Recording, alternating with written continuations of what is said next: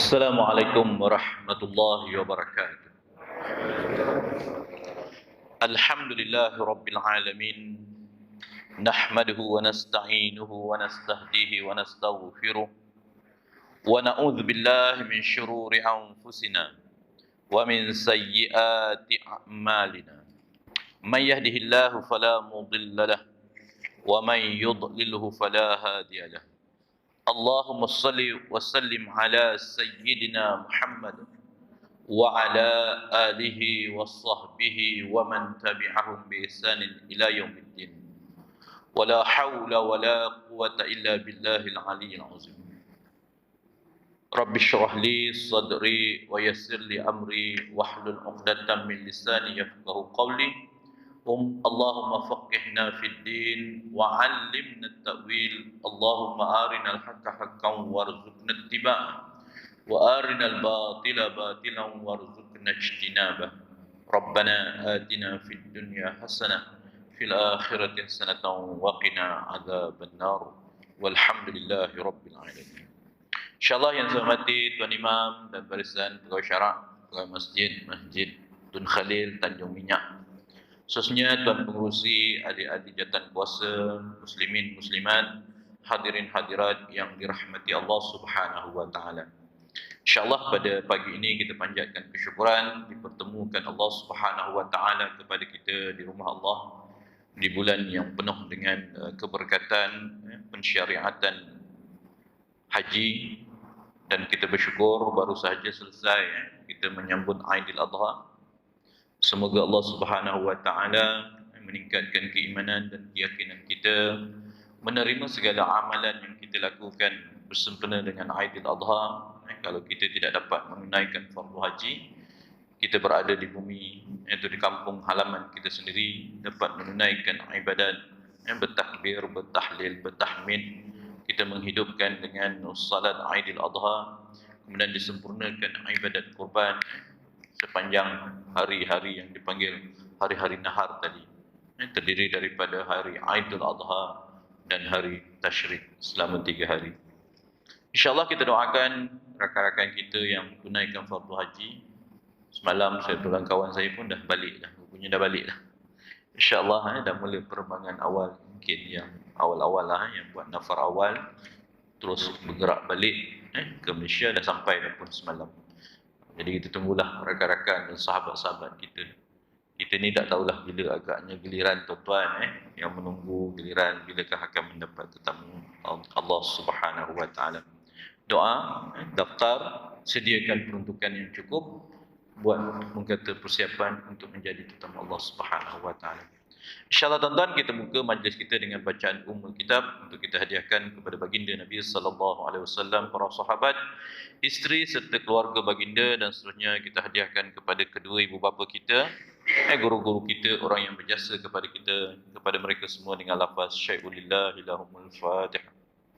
A'udzubillahi minasyaitanir rajim. Bismillahirrahmanirrahim. Alhamdulillahi rabbil alamin. Ar-Rahmanir Rahim. Malik yaumiddin. Iyyaka na'budu wa iyyaka nasta'in. Ihdinas siratal mustaqim. Siratal ladzina an'amta 'alaihim ghairil maghdubi 'alaihim waladdallin. InsyaAllah tuan-tuan, alhamdulillah kita bersyukur kita bertemu. Ibadat korban yang kita lakukan tanda pengabdian diri kita kepada Allah Subhanahu wa taala, tanda kesyukuran atas Allah Subhanahu wa taala mengkurniakan kita berbagai nikmat. Kita zahirkan dengan kita menyembelih binatang ternakan untuk diberikan kepada mereka yang memerlukan. Dalam prinsip Islam, itu adalah pengabdian, ketaatan kita kepada perintah Allah.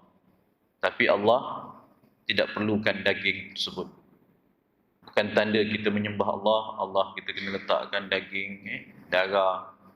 Itu sebagai pengabdian, tidak. Bukan sebagai satu penyembahan. Tetapi itu adalah sebagai satu wasilah ketaatan kita kepada Allah dengan menyantuni orang lain. Itu yang kata Allah Subhanahu wa taala dalam ibadat kurban, lan yanalallaha luhumuha wala dima'uha walakin yanaluhu taqwa minkum. Ibadat korban yang kita lakukan, Allah tidak terima dagingnya. Allah tidak perlukan darahnya. Yang Allah terima dari kita ialah ketakwaan, keimanan dan keikhlasan di dalam kita beribadat. Itulah dalam kita membicarakan mutaakhir ini ialah kita melihat cabaran-cabaran akidah. Perkara-perkara yang mengganggu gugat keimanan, kehidupan masyarakat kita hari ini. Bagai peristiwa yang berlaku yang melibatkan orang kata elemen-elemen keimanan dan kepercayaan. Kalau kata ada peristiwa yang hari itu anak sembelih mak bunuh ayah, dia kata apa? Ada bisikan suruh bunuh. Allah perintah macam-macam. Apa punca tu? Apa punca tu? Satu lagi kita lihat elemen atau sentimen yang berlaku hari ini atas orang kata kejahilan, atas kesombongan, atas niat mempersendakan, mempermainkan perkara-perkara yang bersifat keagamaan dan akidah. Apakah dia ingat akidah agama ini ialah sesuatu yang bersifat boleh digurau sendakan, dipermain-mainkan, diperolok-olokkan. Wa na'udzubillah. Ini satu lagi juga cabaran kepada kita yang melibatkan di manakah peranan pendidikan akidah yang menekankan keyakinan, keimanan kepada Allah, pada hari kiamat, dosa pahala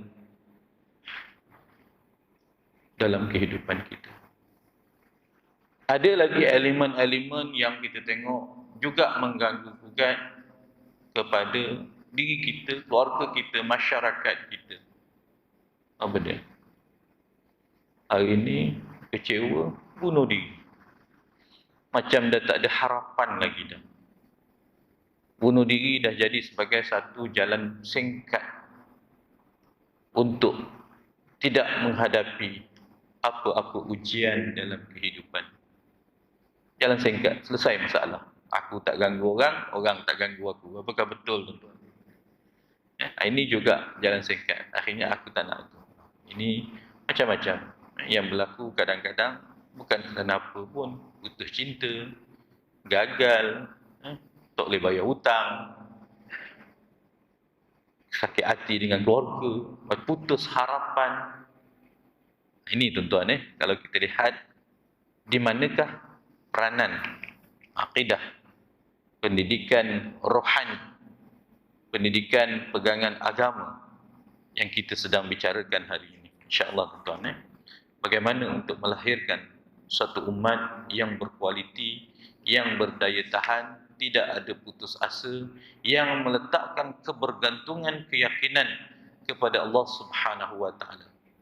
Selagi kita tidak didatangkan kepada kita kematian, selagi itulah orang kata kita berusaha, berikhtiar, bertawakal, berdoa untuk mencarikan sesuatu yang terbaik dalam hidup kita. Apakah kepentingan akidah di dalam kehidupan kita ini?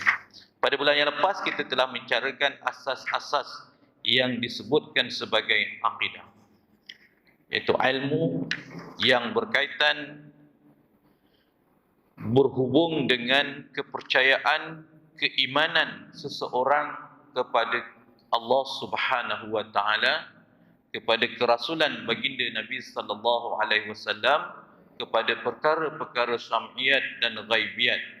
Di manakah kita meletakkan perkara itu yang disebut dengan akidah? Akidah adalah benteng hidup kita hari ini. Hari itu saya katakan, kalau kita tengok tegaknya tiang masjid ini, ada berapa puluh kaki? 30 kaki lebih kurang. cantik arkiteknya membuat binaannya kukuh.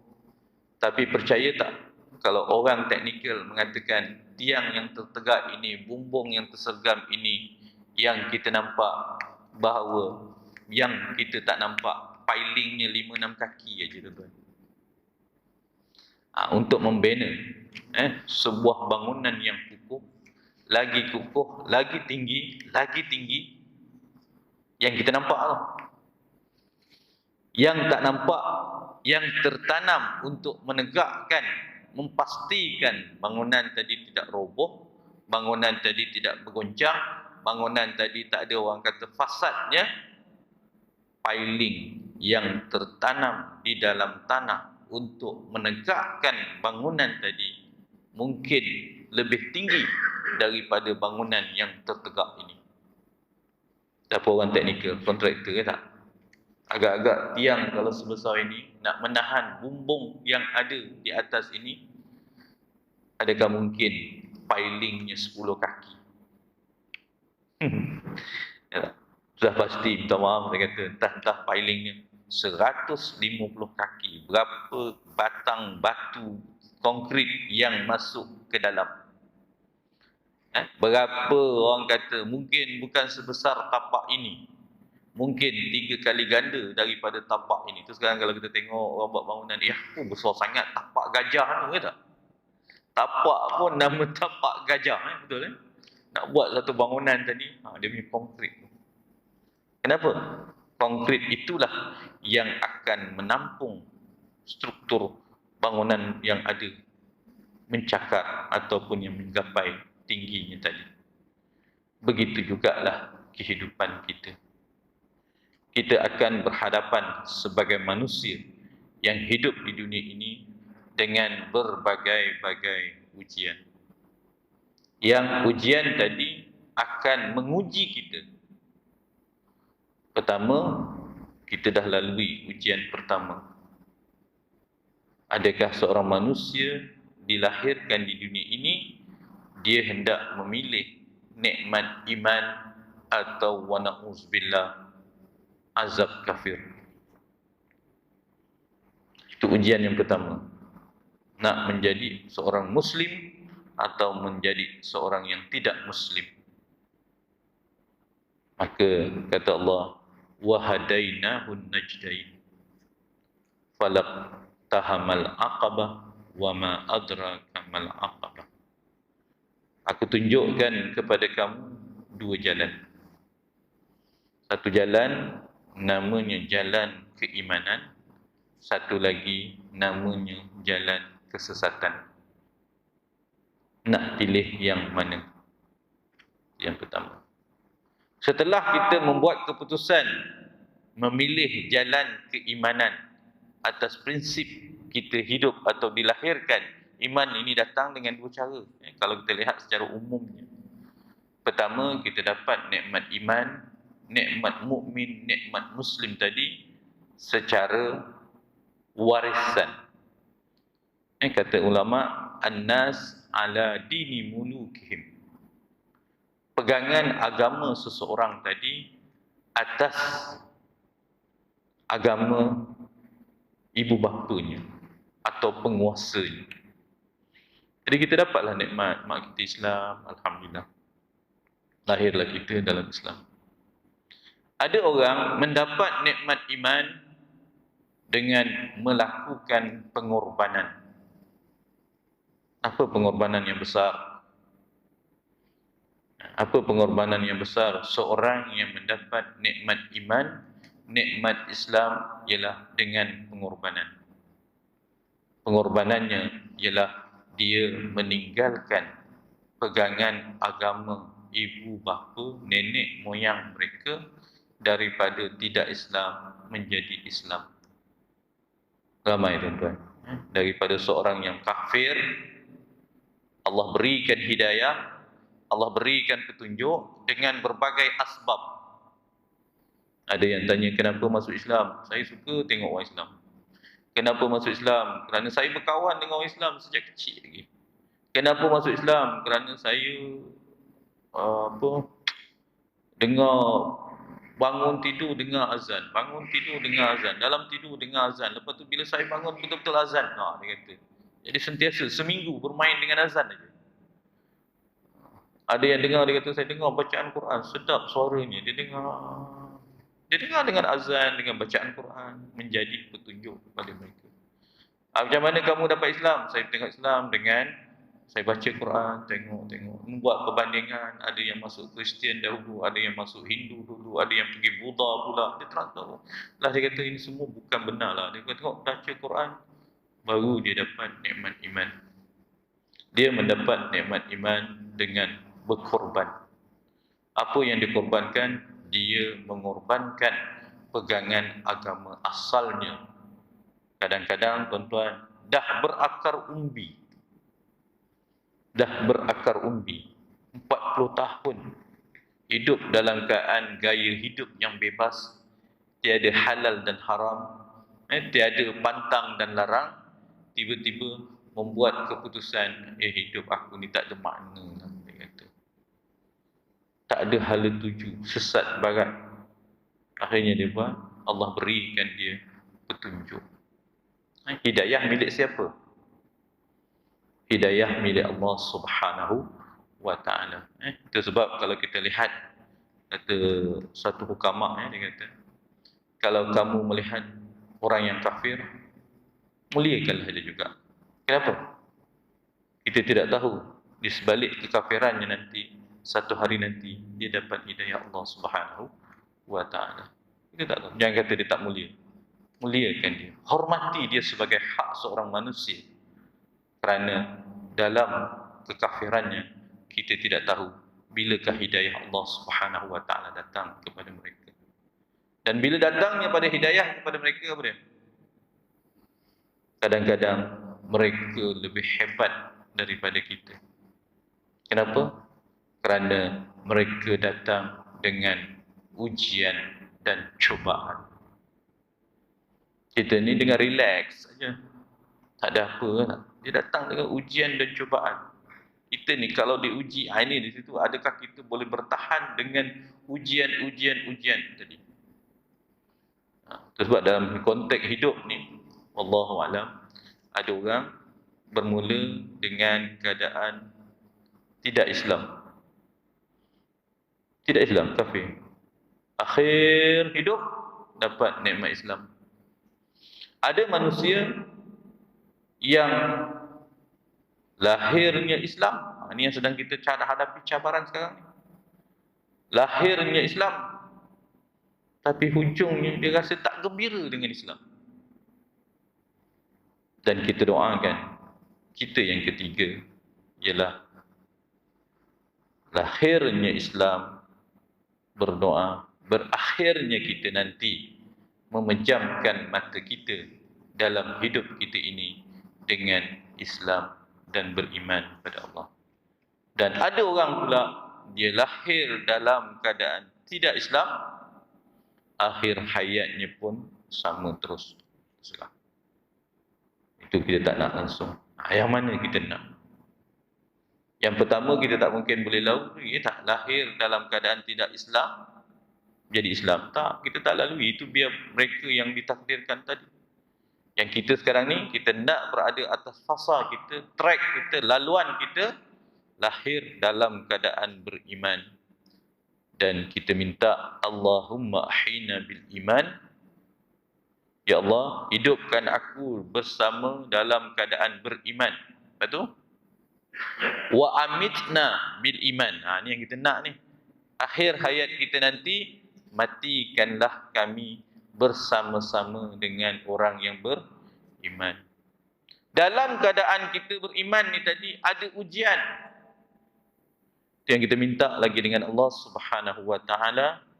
Dalam iman, dia adalah berkaitan dengan hati dan kepercayaan. Sifat hati dan kepercayaan dalam hidup kita ni apa, tuan-tuan? Hati dan keimanan kita ni.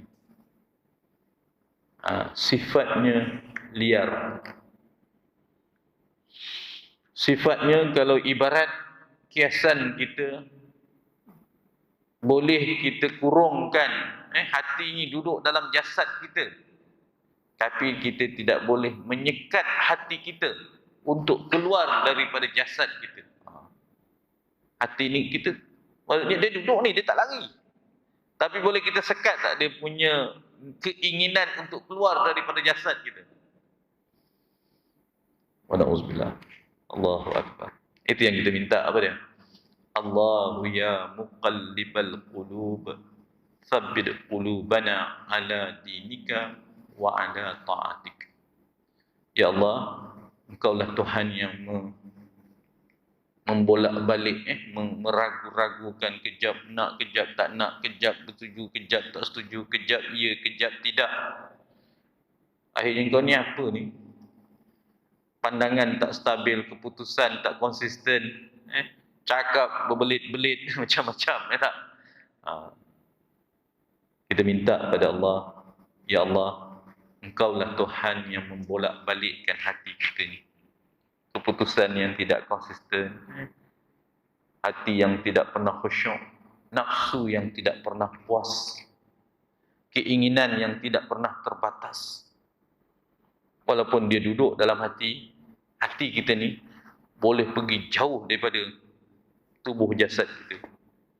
Kalau semayang tadi, contohnya tak, ni jasad kat sini, hati kat sini, ingatan kita kat mana? Kalau ada anak kat Mekah lah kita sampai. Kalau anak ada kat London, apalah kau bawa anak aku kat London. Kalau tertinggal kunci rumah, jawabnya apa? Hati kita lari, tuan-tuan. Hati kita ni lah lari. Jasad kita, fizikal kita, tubuh badan kita di sini. Tapi hati kita tu dia. Kalau ibarat saya katakan, kita boleh burung dalam sangkar. Tapi percaya tak, burung dalam sangkar tu, kalau dibukakan pintu, dia lari. Percaya tak? Begitu juga nikmat iman.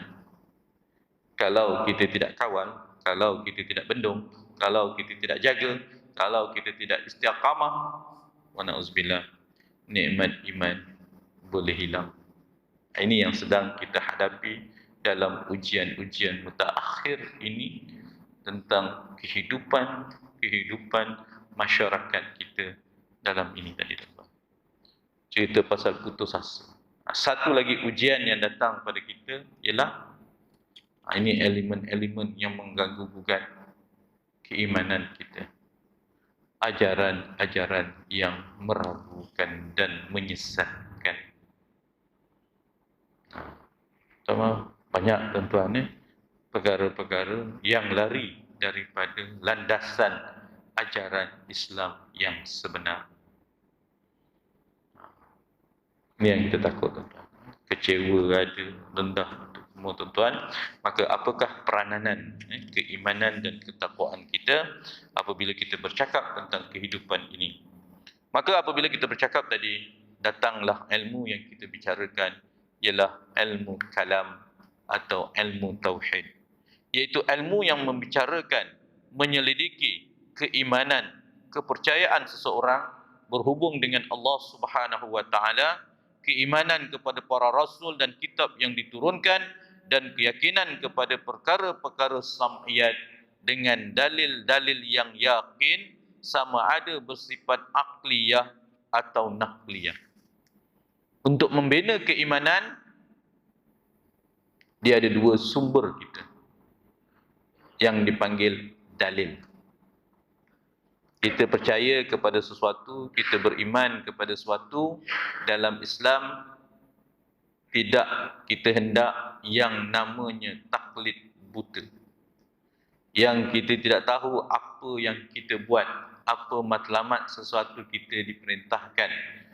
Kita berbuat sesuatu untuk menunjukkan bahawa kita mempunyai keimanan yang betul, maka wajib kita meletakkan dengan ilmu yang yakin, dengan kita meletakkan keimanan kita dalam ilmu kalam yang dipanggil kita beriman dengan ijmali, dan kita beriman dengan iman yang tafsili. Apa beza ijmali dengan tafsili? Sesuatu kita kata kau kenal Allah. Kenal. Secara apa? Ijmali. Ijmal ni apa? Secara macam mendatar je. Jangan kau kenal Muhammad tu siapa? Entah, aku pun tak kenal. Kau kenal Ibrahim peristiwa korban? Entah, aku tak tahu, aku tak ambil tahu pun. Macam. Jawabnya, akhirnya kau buat apa ni? Aku ikut-ikut aja. Orang suruh buat, aku buat. Artinya, kita melakukan sesuatu secara ikut-ikut atau pak turut. Kenapa kau tak puasa hari 10, 11, 12, 13? Secara ijmali, kita ada dalil. Apa dia? Itu hari raya Aidil Adha, hari raya Tasyrik. Hari Tasyrik. Apa tak boleh buat hari Tasyrik? Tak boleh berpuasa. Cukup itu. Artinya secara ijmali. Kita beriman, kita ketahui sesuatu perkara secara mendatar. Tapi entah, aku pun tak tahu. Orang suruh buat macam tu, aku buat je lah. Kau sembahyang apa tadi? Entah, orang rokok, aku rokok. Orang sujud, aku sujud. Orang rokok, aku buat, aku ikut je dia tu. Jawabnya secara ijmali, kita meletakkan keimanan dan amalan kita dengan kenapa kau sujud? Sujud salah satu rukun solat. Cukuplah tu. Cukuplah tu bahawa kita dapat membezakan dalam ibadat kita secara ijmali. Kenapa kita buat ini, kenapa kita tak buat ini? Secara ijmali kita mengetahui dalil-dalilnya. Kenapa kita tak bercakap, kenapa kita tak makan, kenapa kita tak, orang kata, pandang kiri, pandang kanan? Kerana kita tahu dalam kita buat ibadat kita, kita ada dalil dan hujjah. Maka tak ada. Kau kenapa kau sembahyang? Aku tengok kau dah dekat 10 tahun. Tak, aku ikut. Aku pun tak tahu apa baca. Habis baca pun tak tahu. Wa'alaikumsalam. Jadi kita melakukan sesuatu tanpa hujah, tanpa dalil. Sesuatu yang kita pegang tadi, kita tahu secara ijmali sebagai orang awam. Kalau kita bab sembahyang, bila kita angkat aja takbir secara ijmali atau secara kasarnya, kita tahu bahawa mulai saat ini sebelum habis salam, kita ada perkara-perkara yang boleh merosakkan salat dan membatalkan salat kita. Dalam kita angkat takbir sampai bagi salam, kita tahu apakah perkara-perkara yang rukun, yang sunat, yang makruh, yang boleh membatalkan sembahyang kita. Kita tahu macam mana? Secara ijmali.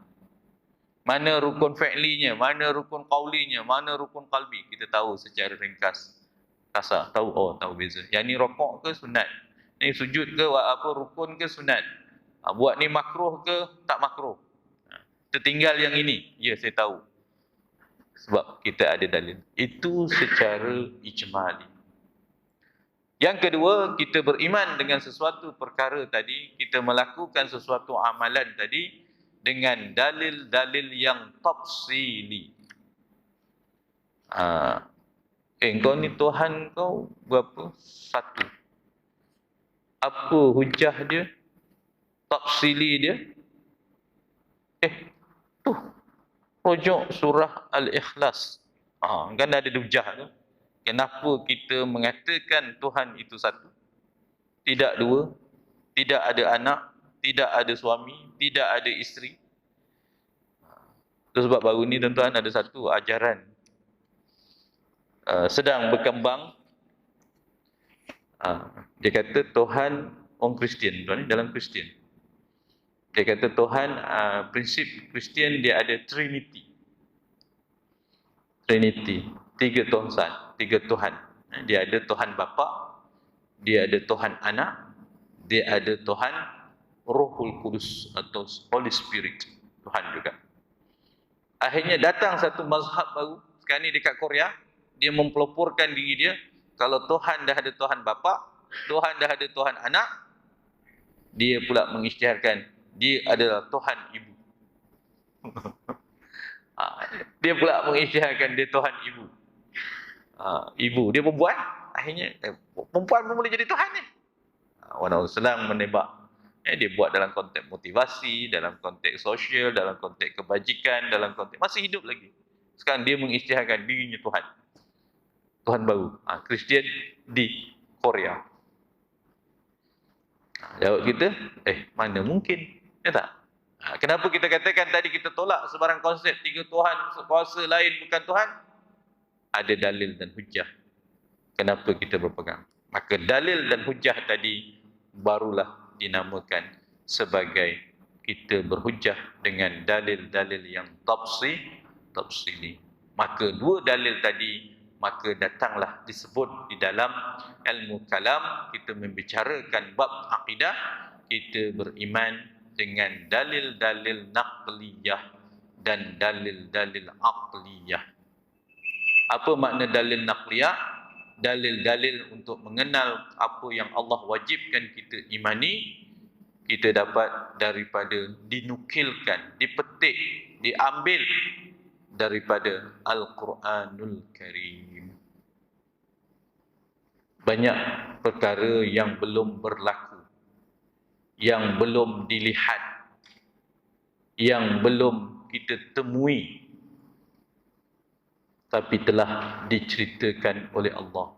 Di mana? Dalam Al-Quranul Karim. Dah tengok syurga? Dah nampak syurga? Tak nampak kan? Itu yang sebab dalam bab beriman, maka ada perkara-perkara keimanan yang namanya bersifat ghaibiyat.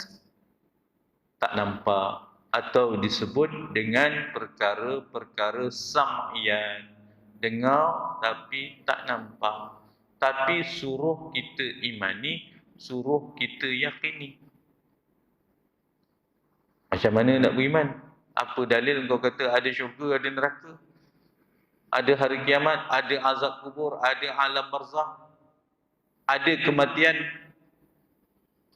Jawabnya, kita melihat kepada dalil-dalil yang bersifat naqliyah.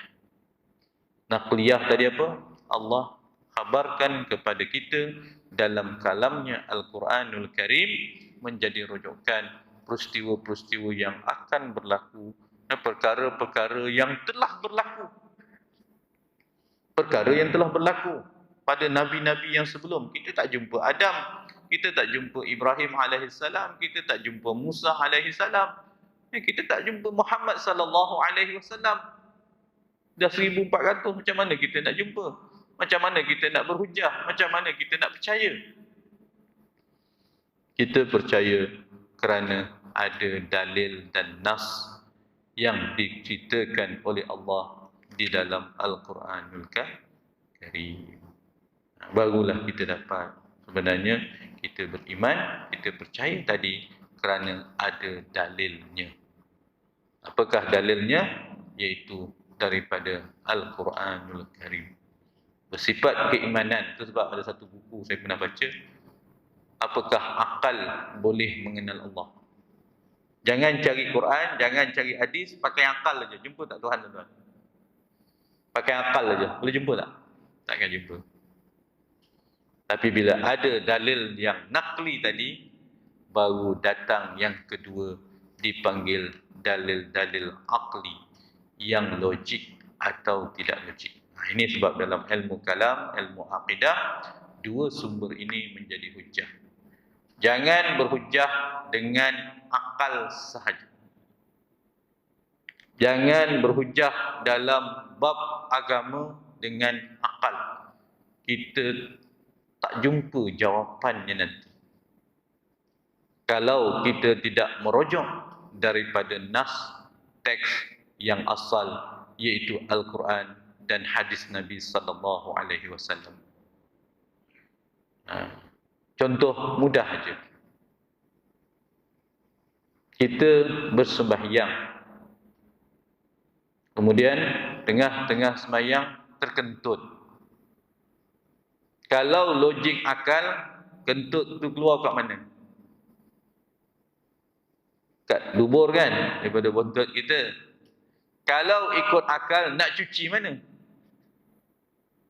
Cuci yang belakang. Tak? Kenapa pergi cuci muka? Jawabnya kita susah nak jawab. Kenapa? Sebab kentut kena cuci muka, ambil wuduk balik. Mana logik? Takkan logik ke tak? Tak logik. Kau ni kenapa?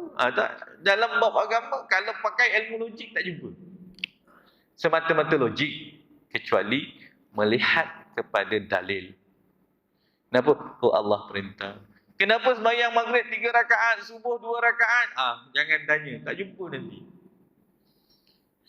Kalau tidak, orang akan beribadat, dia kata yuridullahu bikumul yusra wala yuridu bikumul usra. Dalam beribadat, dia kata prinsip dia senang aja. Allah perintahkan kita kemudahan, Allah tidak perintahkan kita kesukaran. Jadi buatlah yang mudah. Apa mudah? Dia kata Allah tak syaratkan kita kecuali kita mampu. Jadi sembahyang subuh hari ini tak sibuk, kita sembahyang 8 rakaat. Macam tak mungkin kan? Itu sebab kalau kita lihat tuan-tuan, di Indonesia atau ada satu aliran pemikiran yang rosak, dia panggil golongan simple liberal ni. Dia melogikkan nilai-nilai agama. Dia kata sekarang cabaran kita orang Islam nak pergi mana?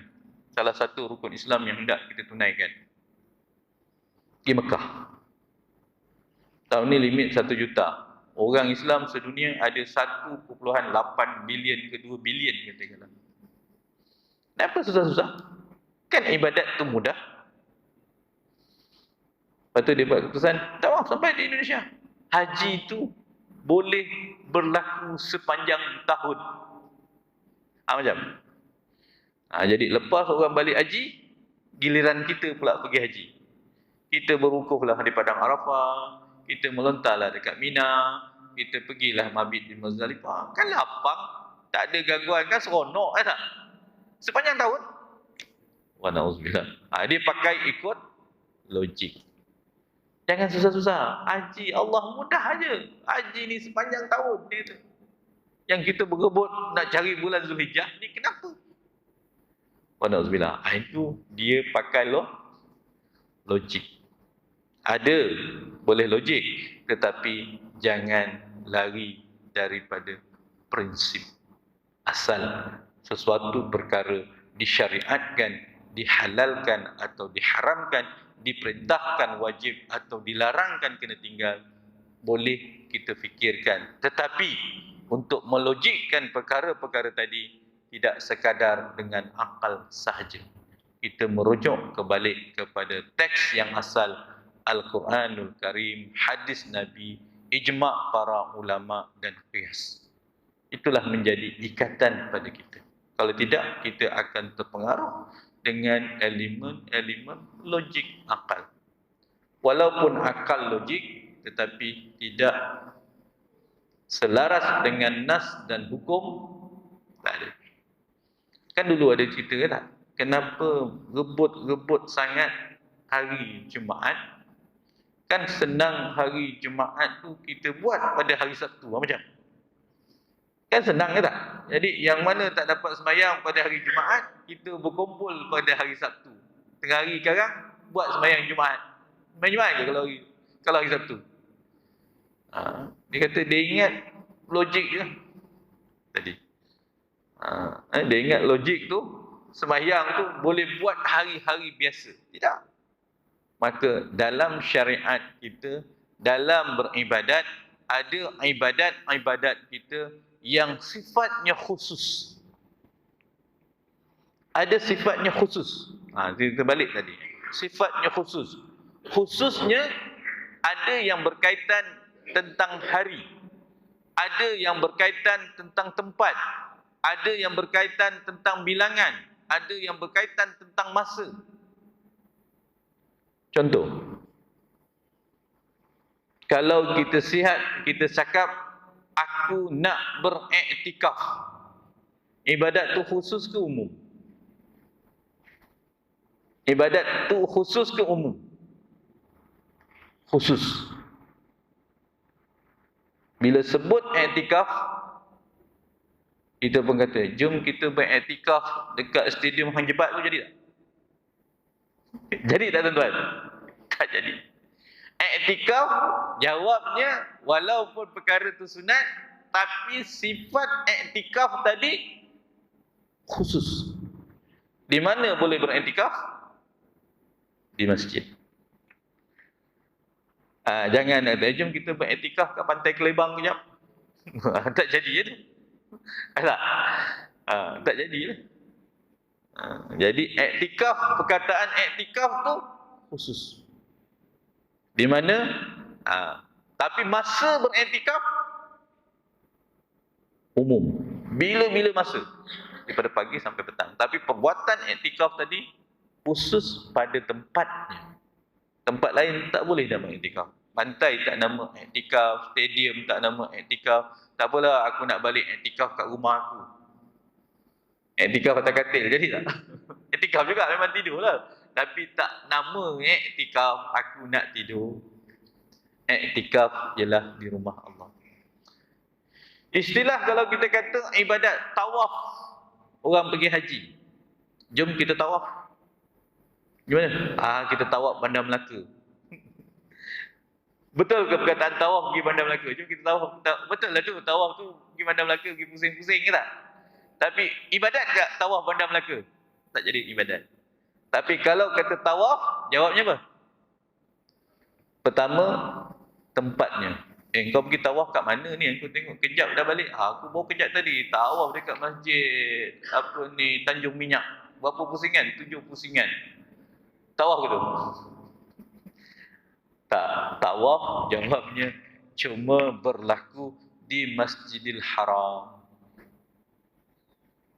Khusus pada tempatnya. Engkau tawaf berapa pusingan? Tawaf sunat ke, tawaf rukun ke, tawaf haji ke, tawaf umrah? Tak ada, aku tawaf satu pusingan, aku rehat, aku pun tidur. Jadi tak tawaf. Pusingan biasa je lah. Tapi kalau nama tawaf, jawabnya datang pada bilangan. Satu tempat. Yang kedua bilangan. Berapa bilangan tawaf? Sama ada ianya tawaf sunat, atau tawaf wajib umrah, ataupun tawaf rukun haji. Jawabnya 7 pusingan.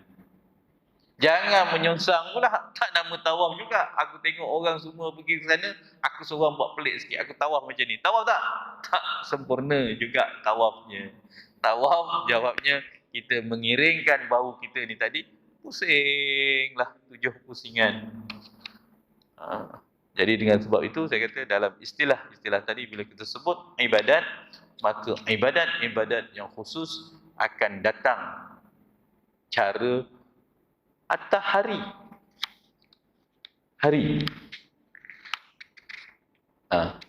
Bila sebut korban,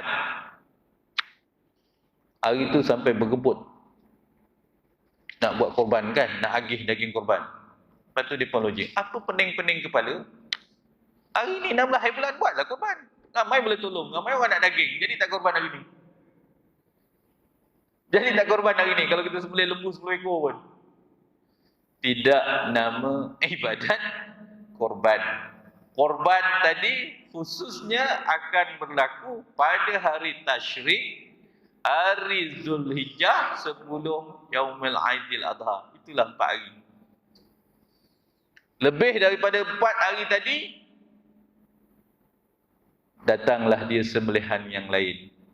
Sembelihan sekadar menghalalkan saja, atau sembelihan tadi namanya akikah dapat cucu, ataupun sembelihan kerana kita bernazar anak kita berlulus peksa dan sebagainya. Aku dah nazar nak sembelih seekor lembu kalau anak aku dapat lapai dah selesaikan nazar tersebut.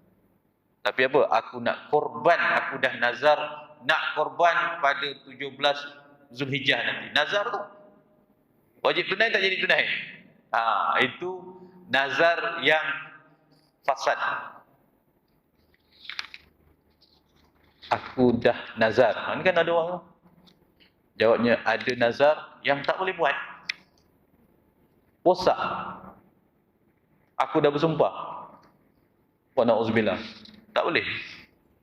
Aku dah bersumpah, aku dah berikrar, aku dah berjanji, aku nak buat korban pada 18, wajib tak tunai? 18 Zulhijjah. Tak jadi. Rosak. Jangan cerita aku dah berazam, dah berjanji, tak boleh. Ataupun seorang lagi kata, aku dah bersumpah, aku tak nak sembahyang zuhur lagi. Macam. Jadi sumpah yang tidak syar'i. Bila tidak syar'i? Bila bertentangan dengan hukum asal. Ya, betul-betul. Itu sebab saya kata dalam bab ibadat dia ada kaitan. Okey. Balik pada cerita sesuatu yang kita imani tadi, dia adalah bersifat yakin dengan ilmu yang kita ada. Apabila kita bercakap tentang keimanan, maka kita mengatakan apakah pentingnya iman dalam kehidupan kita. Kepentingan iman adalah merupakan dilandaskan dalam Islam, iman adalah berlandaskan kepada akidah, menjadi asas kepada sesuatu amalan dan sebagai satu panduan di dalam kehidupan kita. Pentingnya akidah, kepercayaan yang namanya iman, yang pertama, ia akan membentuk sifat jati muslim yang sebenar.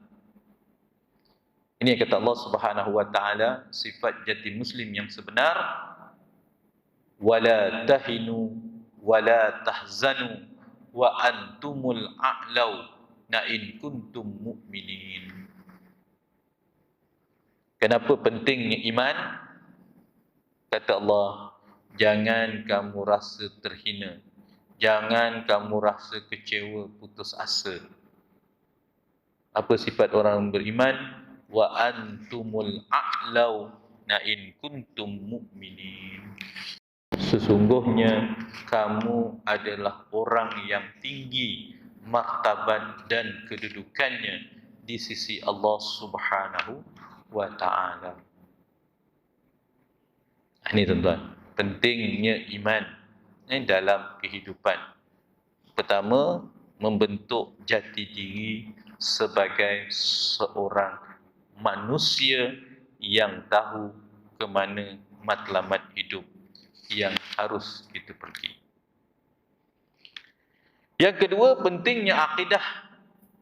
Maka kita akan tahu apakah sebab dan tujuan kita berada di muka bumi ini. Aku pun tak tahu mana aku nak pergi. Sebab apa aku tercampak kat sini. Itu yang kata Allah Subhanahu wa taala mengajak kita berfikir.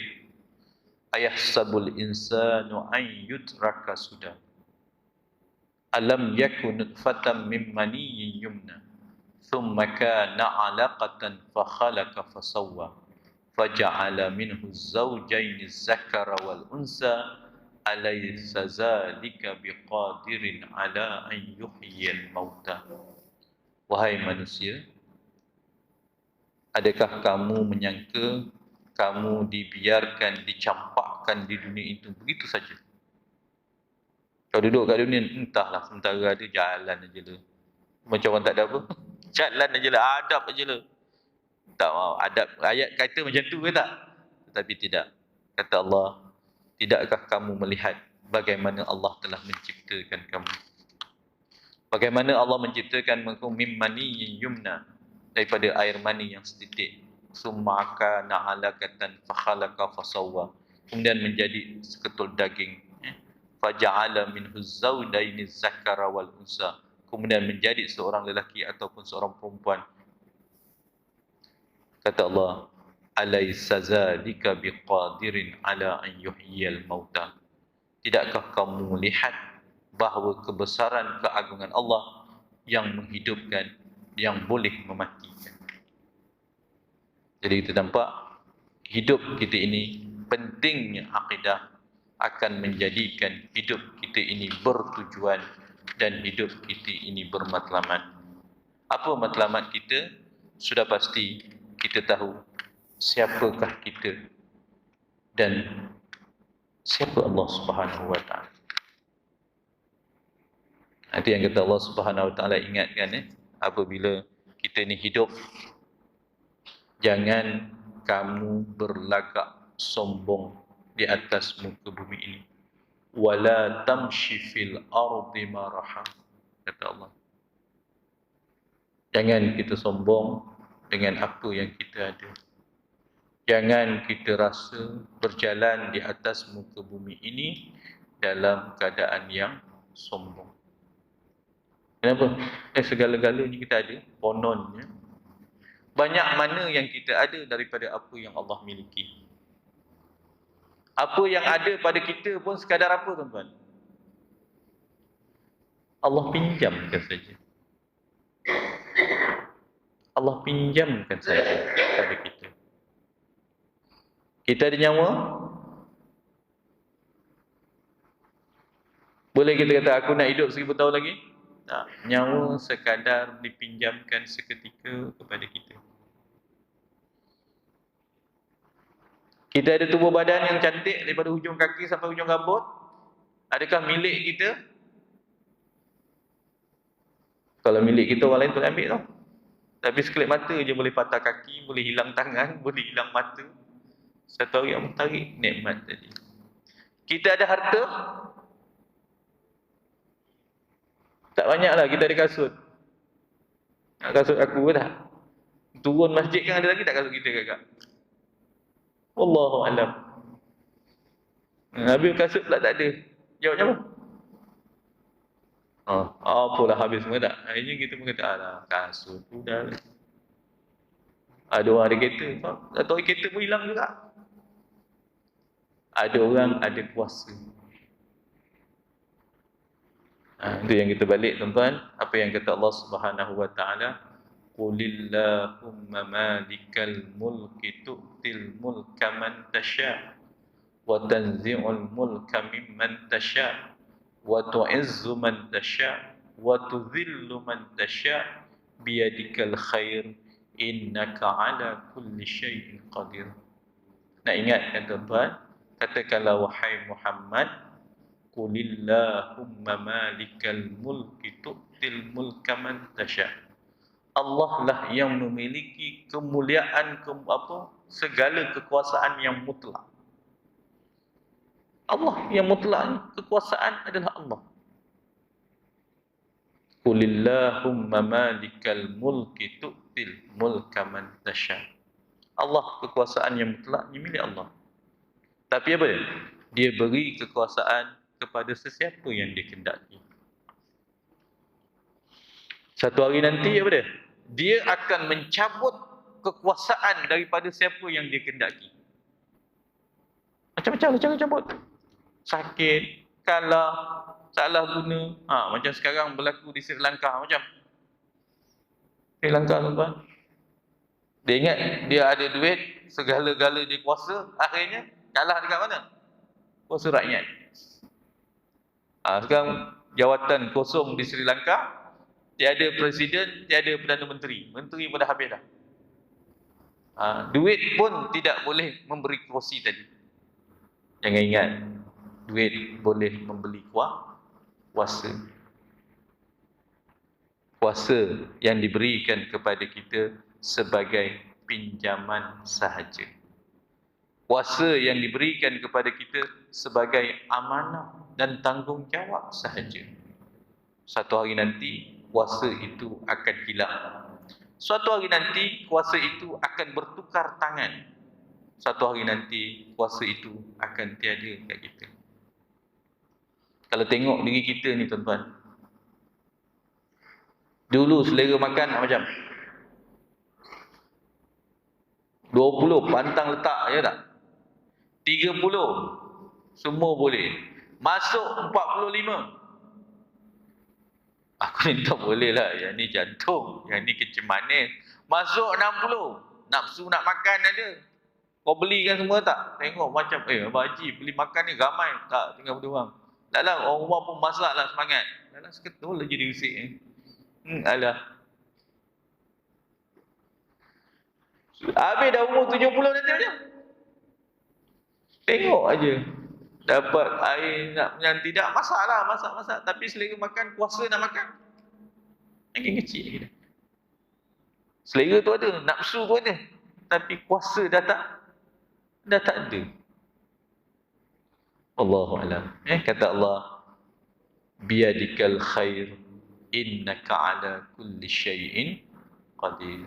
Kalau orang yang tahu matlamat hidup, kita tidak akan terbabas daripada panduan hidup kita. Tiba-tiba tahu, oh, aku dah tiba masanya, dah tak ada apa lagi dah. Jadi kalau kita lihat tuan-tuan, apakah penting akidah ataupun panduan akidah yang benar, dia akan menjadi sebab dan tujuan kenapa kita sebagai manusia ini diciptakan. Kenapa kita dijadikan? Apa tujuan kita berada di dunia? Ke mana kita akan pergi selepas ini? Ini yang kalau hidup tidak ada panduan, tidak ada syariat, tidak ada panduan akidah, dia kata hidup sekali. Biar membujur lalu melintang patah, aku ni tolak apa semua okey. Tapi muhasabah balik, rupanya kita ada halal dan haram, kita ada dosa dan pahala, kita ada syurga dan neraka untuk tempat yang lebih abadi. Dunia hanyalah sementara dan seketika, sekadar dipinjamkan sahaja. Kenapa kita perlu mempunyai akidah yang benar? Keimanan yang betul, kerana ia akan menjadi syarat untuk segala amal ibadat kita diterima oleh Allah Subhanahu wa taala. Kalau tidak ada akidah yang betul, pegangan akidah yang betul, kepercayaan yang betul, ingatan Allah Subhanahu wa taala kepada kita, apa dia? Kata Allah, mathalul ladzina kafaru bi rabbihim. Perbandingan orang-orang yang mengingkari atau kafir kepada Tuhan mereka. Dia tidak beriman tapi dia beramal. A'maluhum karamadin ishtaddat bihi rih fi yaumin 'asib la yaqdiruna mimma kasabu ala syai'. Dzalika huwad dalalul ba'id. Ramai orang beramal buat baik tapi tidak ada akidah yang betul, pegangan tujuan ibadat yang betul dan kepercayaan yang betul. Apa janji Allah kepada mereka yang kafir? Bandingan segala kebaikan atau amal atau kerja yang dilakukan orang-orang yang ingkar terhadap Tuhannya, ia adalah seperti abu yang berterbangan oleh angin pada hari ribut yang kencang. Dia beramal, ramai orang tak beriman tapi buat baik. Bandingan, kata Allah Subhanahu wa taala, seperti pasir debu yang berterbangan, mereka tidak memperoleh sesuatu faedah daripada apa yang mereka lakukan. Apa faedahnya? Bukan di dunia, tetapi dia tidak dapat faedahnya di akhirat. Tidak dapat dibalas atas kebaikan yang dilakukan dengan pahala. Sesia, kata Allah Subhanahu wa taala, la yaqdiruna mimma kasabu ala syai'. Apa amalannya yang dilakukan adalah menjadi sia-sia sahaja. Tidak dapat membekalkan dia pada hari yaumul mahsyar nanti sebagai satu amal soleh yang memberatkan timbangan amalnya. Kenapa? Kerana tidak disulami, tidak diikat dengan beriman kepada Allah Subhanahu wa taala. Zalika huwad dalalul ba'id. Kata Allah, itulah mereka berada di dalam kesesatan yang nyata. Sesuatu amalan yang kita lakukan akan menjadi satu manfaat kepada kita pada hari yaumul mahsyar bila amalan-amalan tadi diikat dengan syarat beriman dengan Allah dan perkara-perkara yang wajib kita imani. Dalam ayat yang lain kata Allah Subhanahu wa taala, wa qadimna ala ma amilu min amalin faja'alnahu haba'am mansura. dan kami tujukan perbicaraan ke atas mereka yang telah melakukan apa pekerja-kerja yang dilakukan oleh mereka yang tidak beriman, lalu kami jadikan mereka, amalan-amalan mereka tadi terbuang sebagai debu-debu sahaja, tidak dapat nak memberi manfaat kepada mereka. Jadi kalau kita tanya dalam ayat ini, apakah pentingnya keimanan, maka dia menjadi prasyarat kepada amalan kita diterima oleh Allah Subhanahu wa taala. Yang ketiga, yang keempat, apa pentingnya ilmu akidah ini? Dia menjadi benteng kepada kita daripada jatuh kepada syirik, jatuh kepada khurafat, jatuh kepada ajaran sesat, jatuh kepada kekafiran. Ilmu akidah, dia akan menyelamatkan kita daripada syirik, menyelamatkan kita daripada ajaran sesat, menyelamatkan kita daripada orang kata khurafat dan sebagainya. Contoh, engkau nak kaya, aku jom ikut aku. Kenapa? Aku dengar dekat Bertamulu tu ada kubur dia kata boleh tarik duit. Akhirnya dia lupa, ingat nak kaya ni main tarik duit je. Hari ni kan orang nak kaya kan, Alhamdulillah, nak kaya punya pasal. Akhirnya niat nak kaya tapi lupa cara. Akhirnya yang rugi siapa? Satu rugi duit, yang kedua rosak akidah.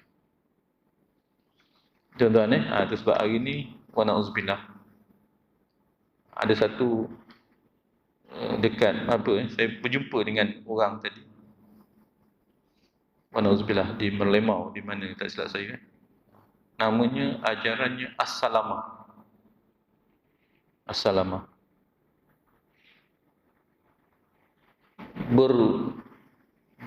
Belajar tanpa guru, mengajar tanpa murid, main ikut logik. Budak muda tuan-tuan, remiser syarikat saham. Akhirnya dia pun kata, Ustaz, dia kata ni Al-Quran ni, dia kata bohong Ustaz, dia kata orang Arab ni pandai-pandai letakkan baris atas, baris bawah, baris apa. Saya kata, habis awak baca Quran macam mana? Namanya As-Salamah, ajarannya As-Salamah. As-Salamah. Rupanya dia punya belajar semua baris atas. Dia baca Al-Hamadah. Dia kata Nabi dia Nabi Mahamada. Tuhan dia Tuhan Al-Ha. Semayang dia pagi, semayang Fajara. Semua baris atas, tak ada baris bawah. Ni yang pandai-pandai baris atas, baris bawah, apa semua ni orang Arab je dia kata. Orang Melayu yang kita ikut dia buat apa? Dia punya Tuhan dia kata bukan Mahamada. Tuhan dia yang asal ialah Abrahama. Semua baris atas. Tak ada baris bawah, tak ada tanwin, tak ada apa. Apa tu, isteri dia datang mengadu kat saya. Saya kata, satu saya tu tak ada mufti lagi. Saya kata, jauh dah ni. Habis, panggil bapak mentua dia, panggil apa, betul ke anak? Betul. Habis, apa yang dia belajar? Entahlah, dia mana dia membaca benda-benda falsafah, karut, apa semua ni. Akhirnya macam tu lah, terbabas kan ni. Lepas tu kita dakwa dekat sini, dia lari ke Perak. Dan Perak, hari tu dia nak jumpa saya lagi. Rupa nak minta apa? Dia nak minta keputusan fatwa. Kita dah fatwakan ajarannya sesat. Rupa dia proses satu lagi, nak mengisytiharkan dia tak Islam. Dia nak mengisytihar pula satu kerajaan, mengisytiharkan agama baru dia, agama As-Salamah. Awak nak ke mana lepas ni? Saya kata, saya nak daftarkan permohonan untuk minta kepada Pertuan Agong lah, nak mengisytiharkan agama baru dia, agama As-Salamah. As-Salamah. Saya kata, ya Allah. Akhirnya saya kata gini, pakcik, saya tak ada apa. Saya kata, pertama, selamatkan anak cucu pakcik dulu. Pujuk, telang, bagi dia, bagikan. Dia tak boleh terima. Dia kata tetap dia percaya dengan kepercayaan itu. Sampai dakwa ke mahkamah. Akhirnya minta satu proses, pisahkan mereka suami isteri. Pasal bertentangan dengan akidah. Sekarang kita hadap suami dia pula. Sekarang hadap. Suami dia pula sekarang melawan, nak minta proses pengiktirafan sebagai satu agama baru. Dia ada 2 pengikut je, 3 orang pengikut je. Tapi aktif, orangnya kreatif. Ya Allah, saya kata macam manalah boleh jadi terbabas macam ni.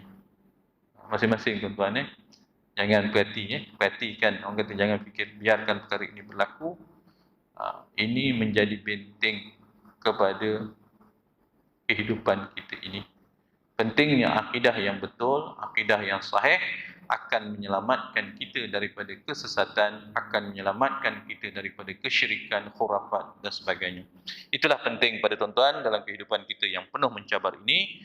Jangan sampai perkara-perkara yang berlaku ini kita jangan anggap remeh-temeh sahaja. Banyak tuan-tuan yang baru ni memalukan kita dengan proses tiba-tiba ngaku 13 juzuk, nampak macam bebas orang nak bercakap apa. Minta maaf, hidup berakidah ini jangan kita ingat kita boleh bebas nak bercakap atau nak buat sesuatu. Kata Allah, setiap yang kamu lakukan, kamu akan bertanggungjawab.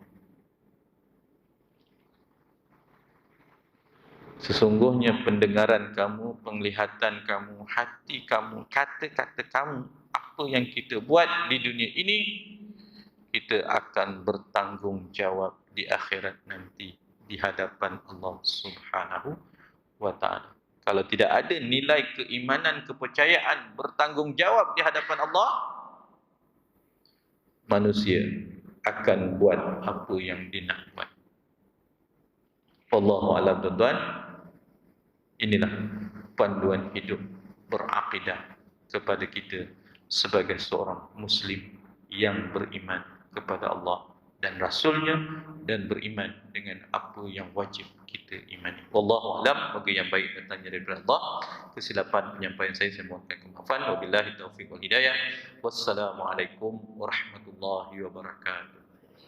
أعوذ بالله من الشيطان الرجيم بسم الله الرحمن الرحيم اللهم انفعنا بما علمتنا وعلمنا ما ينفعنا وزدنا علما من عندك ربنا آتنا في الدنيا حسنة وفي الآخرة حسنة وقنا عذاب النار والحمد لله رب العالمين تقبل الله